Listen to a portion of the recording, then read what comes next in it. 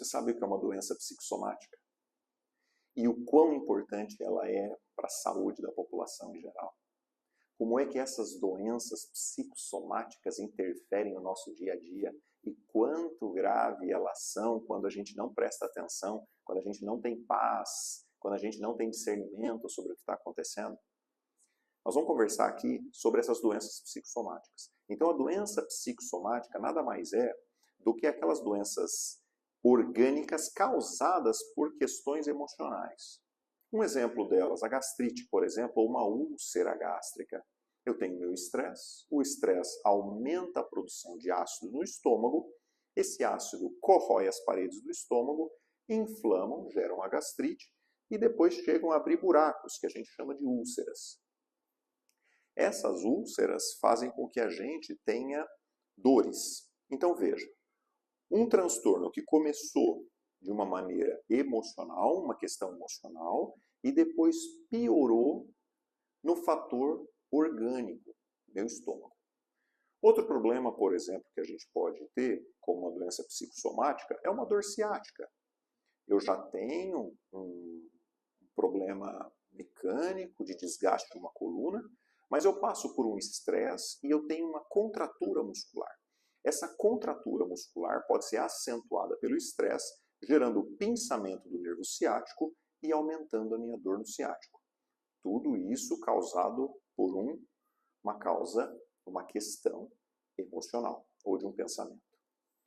Muitas outras alterações emocionais podem ser mal interpretadas, inclusive quando nós temos problemas cardíacos ligados ao peito, por exemplo. Então, dores no peito, de tanta tensão que a pessoa vive, ela começa a ver que ela tem um problema no coração. Arritmias cardíacas por aumento da sobrecarga no sistema adrenérgico. O que significa isso? Eu tenho um estresse, eu tenho um medo, aquilo aumenta a minha adrenalina e faz com que eu gere um batimento cardíaco acelerado. E isso começa a dar muitos disparos cardíacos. Isso vai me levar a uma arritmia e, às vezes, a instalação da síndrome do pânico.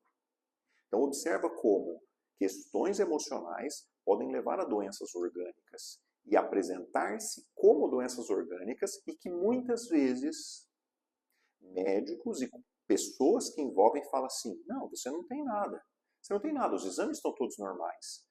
Mas é importante que essa queixa seja valorizada, porque a pessoa que está ali, ela está sofrendo.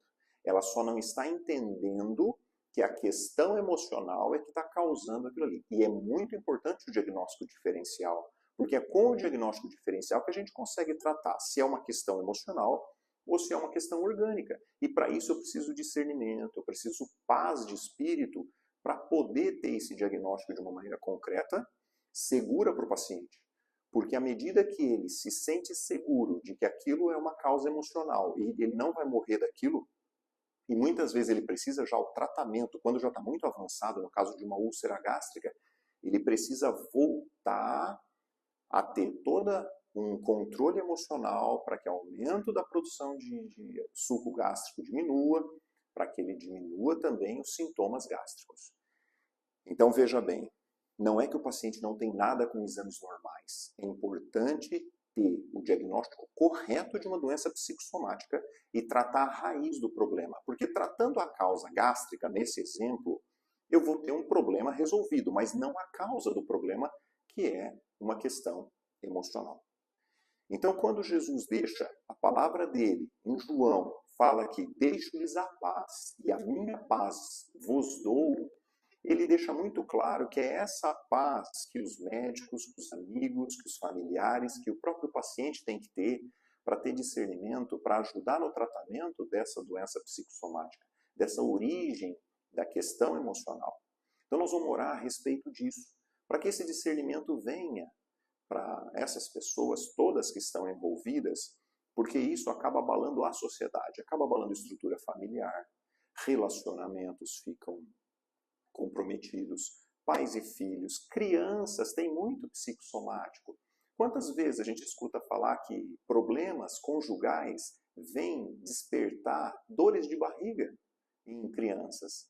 Então veja, a criança ela não sabe como lidar com aquele transtorno emocional dela e ela começa a ter cólica. Ela interpreta aquele transtorno emocional dela como uma cólica, como uma dor no peito. Às vezes, eu estou com dor no peito, eu estou com dor no peito. E aquilo é tão orgânico para ela porque ela não entende o emocional dela.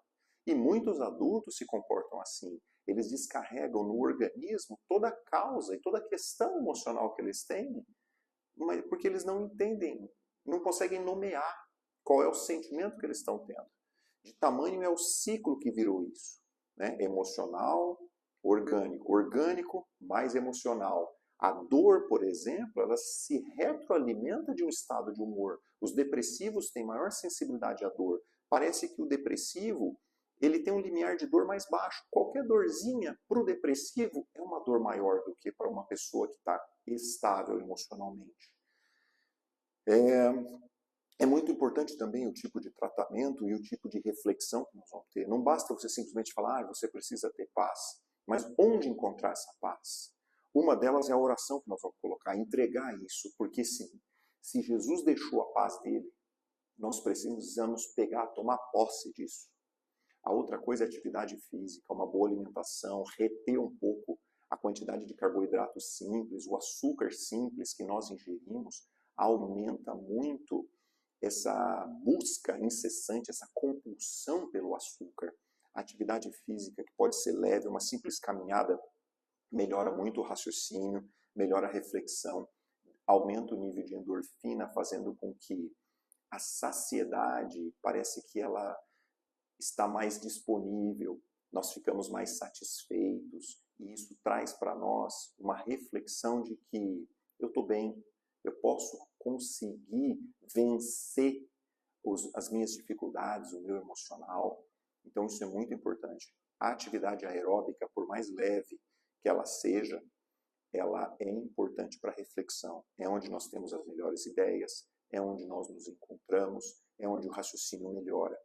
Então, uma boa alimentação, uma boa qualidade de sono e uma boa atividade física diária é o remédio para a gente discernir a qualidade dos meus pensamentos e se esse pensamento pode ser a causa do meu problema orgânico. E a oração, que isso não pode estar fora do teu tratamento, da tua conduta para se livrar da doença psicossomática. Vamos orar.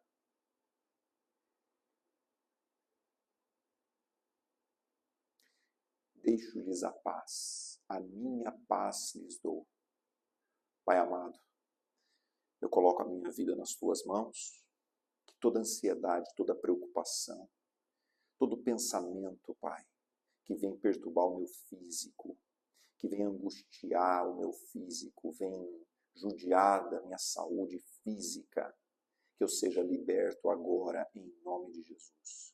Que toda dor de cabeça proveniente de um estresse, que toda dor no estômago proveniente de angústia, de pensamentos acelerados, de uma vida corrida, venha a ser limpo da minha vida.